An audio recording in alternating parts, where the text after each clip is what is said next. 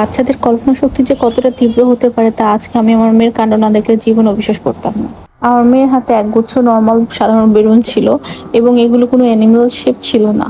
অথচ ও নিজের কল্পনা শক্তিতে সবচেয়ে বড় বেলুনটাকে ঘোড়ার মাথা বানালো আর বাকি বেলুনকে বানালো ঘোড়ার বডি। খাদিজা বেলুনগুলোর উপরে উঠে মনের আনন্দে ঘোড়া বানিয়ে লাফিয়ে খেলছে। আমাদের কাছে এটা স্রেফ কয়েকটা বেলুন হতে পারে, কিন্তু ওর কাছে এটা একটা আস্ত খেলার সাথী। বাচ্চাদের এই নিষ্পাপ আর সুন্দর ভাবনার জগৎটা কি অসাধারণ, তাই না? আপনাদের বাচ্চারাও কি এমন বেলুন নিয়ে খেলে? কমেন্টে জানান। আসো আমি তোমাকে হর্স মেক করে দিই। হর্স তো তুমি বানিয়েছো এখান থেকে, আমি হচ্ছে আইস এঁকে দিই এখানে। কেন দাও? এই যে আমার মেয়ে বানাইছিল এটাকে হর্স, আর আমি এটাকে আইস, বেশি বুদ্ধি দিয়ে আইস বানায়, আর ঠোঁট মানে হর্স তো বানাইতেই পারি নাই, আইস আর লিপস দিয়ে এটাকে ক্যাসপার বানাই দিছি। So funny. তো তোমার হর্স ক্যাসপার হয়ে গেছে। ক্যাসপার হয়ে মামা, এই হর্সটা হচ্ছে মারা গিয়ে ক্যাসপার হয়ে গেছে।